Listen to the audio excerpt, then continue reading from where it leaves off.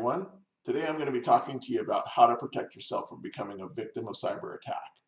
When I was 14 years old, I was attacked and beat up by a couple of boys a little older and bigger than me.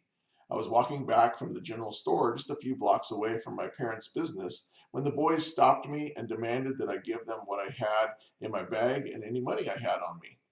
When I said no and tried to continue on my way, they immediately started hitting me, knocking me to the ground, and stole the money and bag from my hands.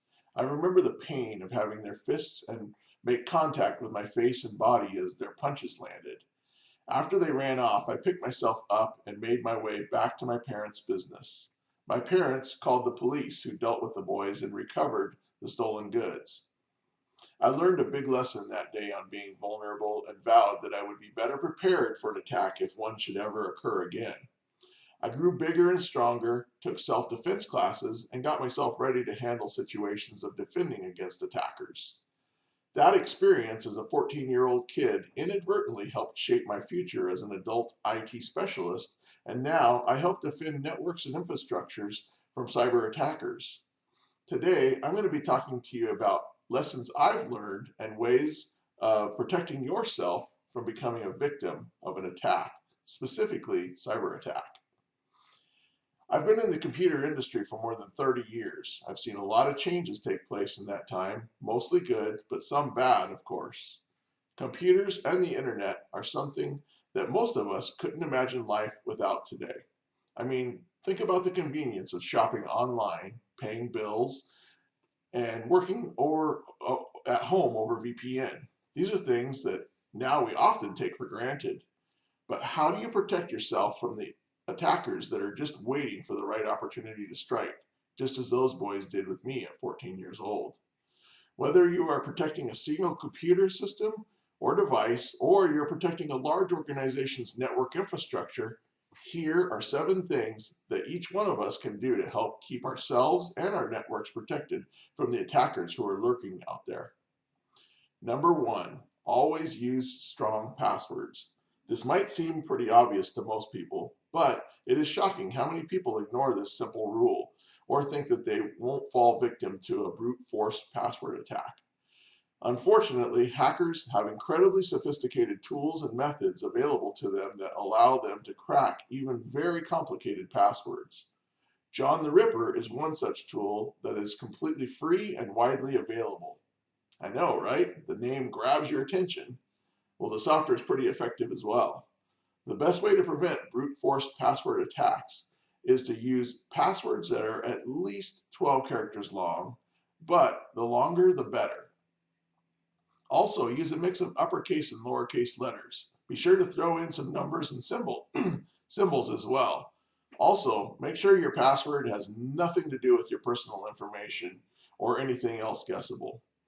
It is recommended that you use a unique password for each and every account you have.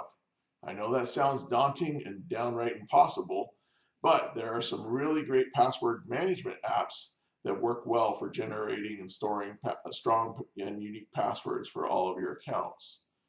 The key is to have a strong master password for the app and then change it regularly to keep a hacker from getting to all of your other passwords. Make sure you protect that master password since it's the key to unlocking the password management app. Number 2, even strong passwords sometimes are not quite enough to keep some of the most sophisticated and determined hackers from getting into accounts. That's why many companies have turned to multi-factor authentication. You've probably noticed it with some of your bank accounts or other Gmail accounts. Multi-factor authentication, also known as two-factor authentication, is opting into an extra step of authenticating login for an account.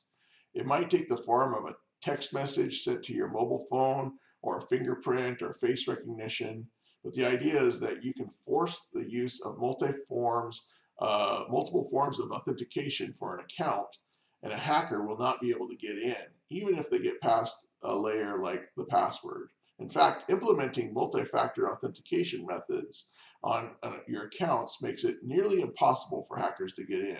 So please turn on multi-factor authentication for any account that offers it, and if it If you have accounts that don't offer it yet, request that it be added as an option. Number 3, update your devices, browsers, and apps regularly. This also includes operating system updates. Hackers love security flaws, also known as software vulnerabilities. A software vulnerability is a security hole or weakness found in a software program or operating system. Hackers can take advantage of the weakness by writing code to target the vulnerability in the form of malware, short for malicious software. Out-of-date software versions, including operating systems, is one of the major contributing factors to hackers being able to get into systems and wreak havoc. We're all busy with other things or just forgetful of spending time necessary to update our software, so the best thing to do is just to turn on automatic updates for as many of your devices and software packages as possible. Number 4, think twice before you click on links or open attachments. More than 90% of successful cyber attacks start with a phishing email. Use your gut instincts. If it seems suspicious, it probably is. Look for signs of phishing attempts like poor spelling and grammar, an offer too good to be true, a random sender who knows too much about you, the URL or email address is not quite right, or it asks for personal, financial, or business details. Phishing attempts not only come from email, but also from websites you visit, so be sure to use the same caution when browsing the internet. If it looks suspicious, do not click. Instead, take a moment to investigate the clues. If it turns out that your suspicions are correct, report it. Most email applications have phishing and spam reporting tools built in. Money is usually the primary motive behind these types of attacks, and any personal information they can squeeze out of you will help them achieve their motive. Keep your personal information safe. Number 5, always use a trusted antivirus, anti-spyware, or endpoint protection program. Antivirus software is software that is installed on a computer system or device to protect it from viruses, spyware, malware, trojans, phishing attacks, rootkits, and spam attacks, as well as any other cyber threats. Without proper protection, a system is vulnerable to attack, which can cause great hardship on individuals or corporations, including things like data being compromised, identity theft, an infection spreading to other systems, or even ransomware situations that can cost big money. With many great virus protection programs on the market, including some that are free for home users, there is no reason not to run without proper protection on any system or device today. Don't forget about your mobile phones as well. Most people do not use virus protection on their mobile phones since they don't think of them as computer systems. But smartphones are just as vulnerable to attack and should have virus protection installed and running in the background. Number 6, protect your data, especially critical files. As safe as we might be on the internet, you just never know when an attack might still slip through your defenses. That's why it's always a great idea to have a regular backup routine in place for protection of your data. A backup routine also safeguards against hard drive failures. Be sure to keep your data in a safe location or secure in a secure encrypted online vault if you're using an online backup service. Check your backup every now and then and make sure that your data is readily available. Doing it now will save yourself massive grief later on if you ever receive a ransomware attack or any other form of attack leading to a loss of data. It is also a good idea to delete any sensitive information on your system when it is no longer needed. This will help protect you against identity theft if a breach happens to occur. Number 7, lastly, you should always use virtual private network, VPN connections, every time you are in a public Wi-Fi location like a coffee shop. It will mask your true IP address from hackers.